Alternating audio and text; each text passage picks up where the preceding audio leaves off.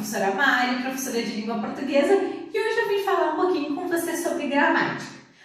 Não, gramática não, gramáticas, porque na verdade não existe uma única gramática ou um tipo de gramática, existem vários tipos de gramática.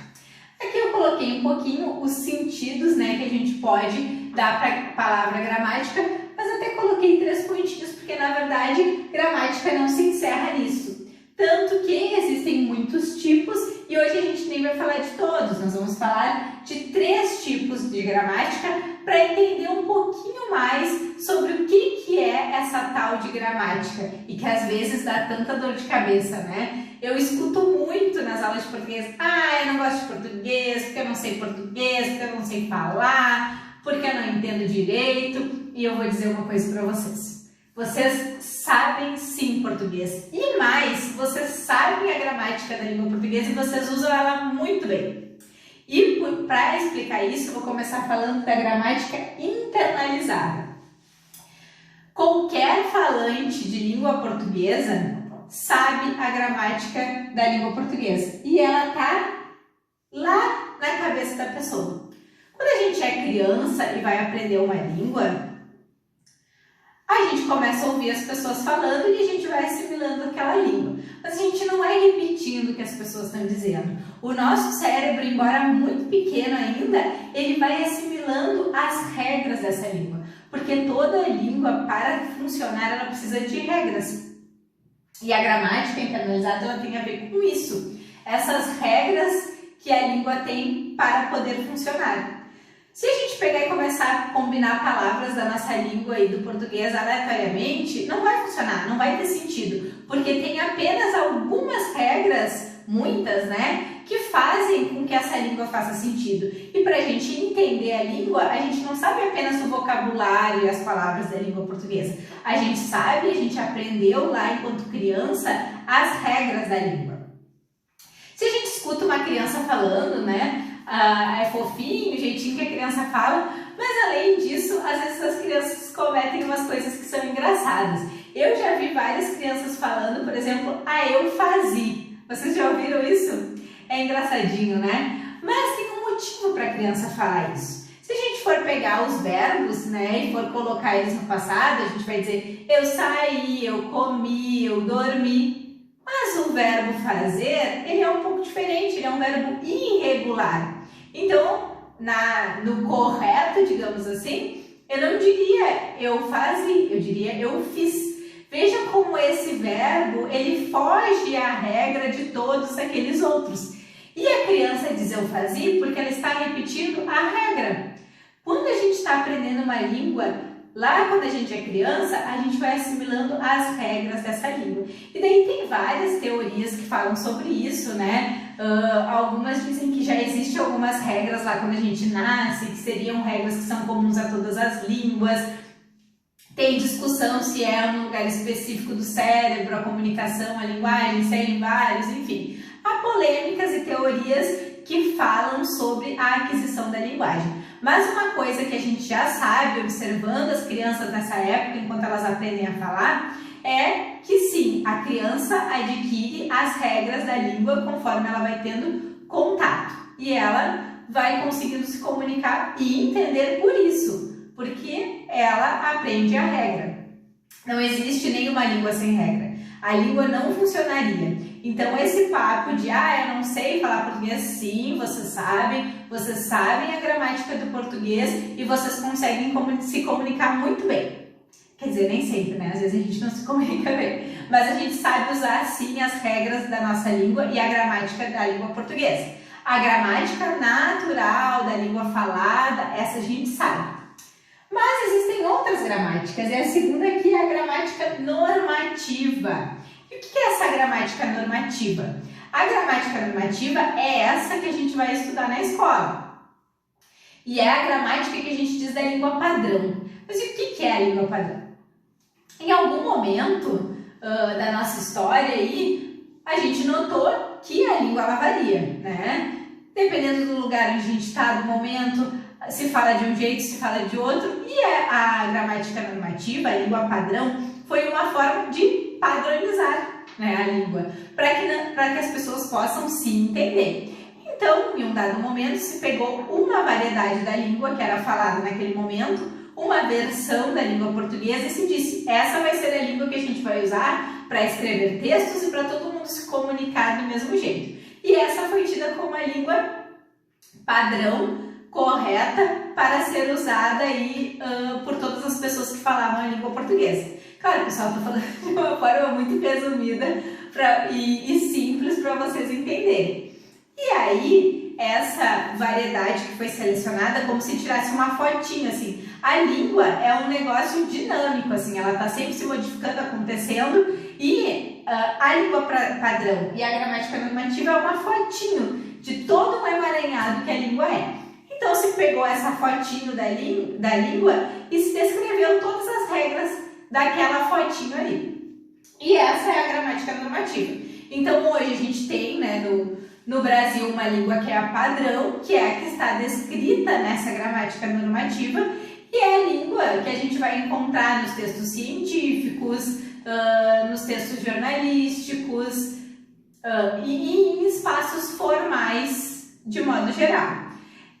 A gramática normativa e a internalizada, que é a gramática da língua que a gente usa, elas são parecidas, mas em algumas coisas não são iguais. Tem muitas coisas diferentes. E por isso que vocês costumam dizer, eu não sei português, eu não entendo, não consigo, porque vocês têm dificuldade com a gramática normativa. E é essa que a gente estuda na escola. E sim, daí a gente precisa estudar porque tem coisas diferentes na gramática normativa da gramática da nossa língua que a gente está acostumado a usar enquanto a gente fala. Essa língua padrão, a gente não diz que ela é mais certa que as outras ou que ela é melhor, mas ela tem um valor social, porque ela é a língua que todo mundo tem em comum, digamos assim. E tem aí algumas outras questões de preconceito, enfim, em que alguns espaços que a gente for circular, se a gente não dominar essa gramática, a língua padrão e a gramática dessa língua padrão, a gente pode sofrer algumas consequências. Não conseguir um emprego, não conseguir se inserir em algum grupo, porque as pessoas vão olhar pra gente de um jeito diferente. Então, é importante que a gente conheça essa língua e saiba ela usar. Eu saiba usar ela. Precisa usar sempre? Não. Quando eu estiver com os meus amigos na minha casa, eu posso me sentir à vontade de usar a variante do português que eu quiser. Agora, é importante que eu domine a língua padrão para aqueles espaços que eu sei que vai me exigir, né, esse formato da língua.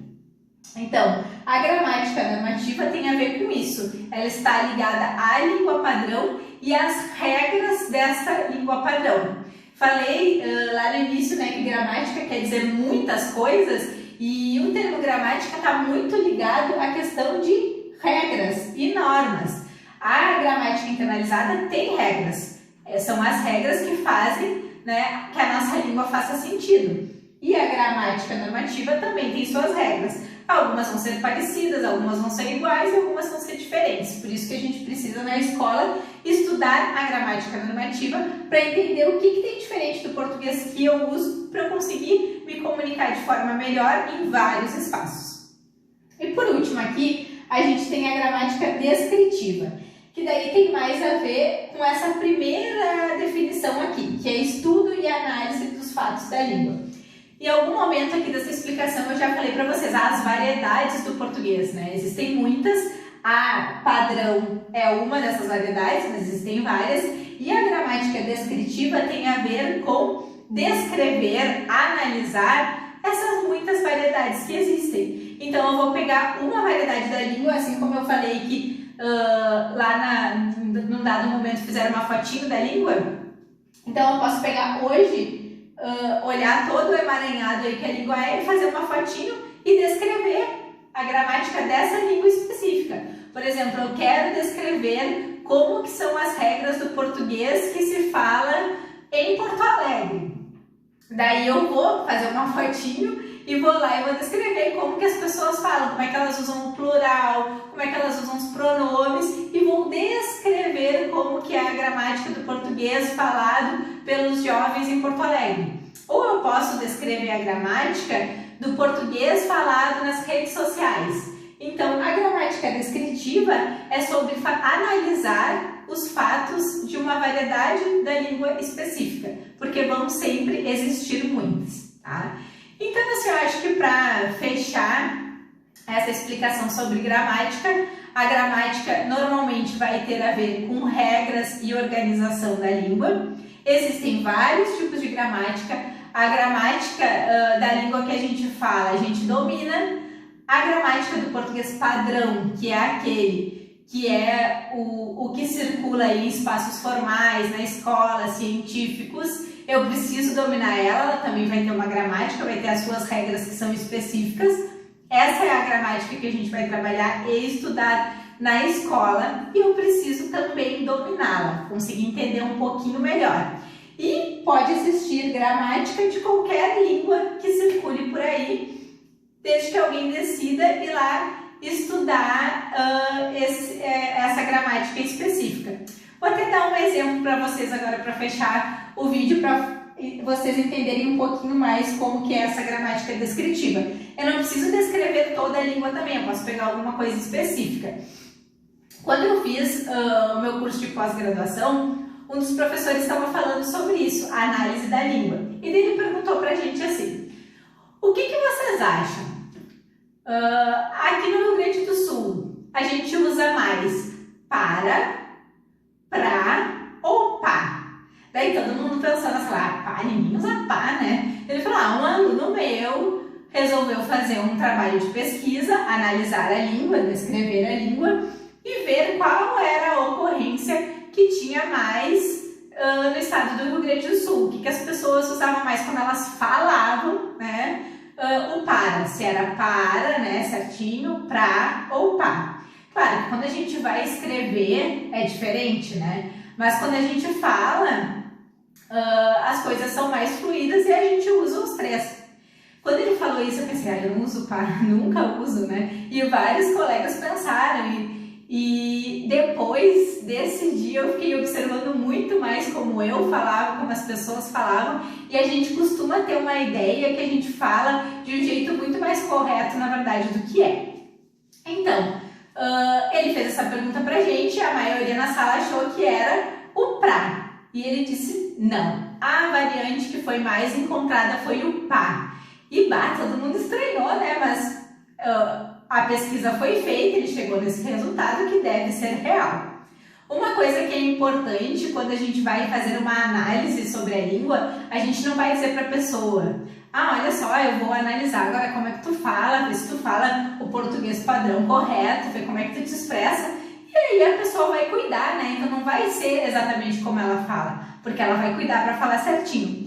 Na verdade, mesmo que eu não diga para ela que eu vou analisar a língua como ela está falando, se eu for fazer uma entrevista com alguém, a tendência vai ser que a pessoa tente falar o mais corretamente próximo do padrão possível, porque ela vai se sentir no momento em que ela está tendo a linguagem que ela está usando sendo observada, né, por alguém que está ouvindo ela. É algo mais formal.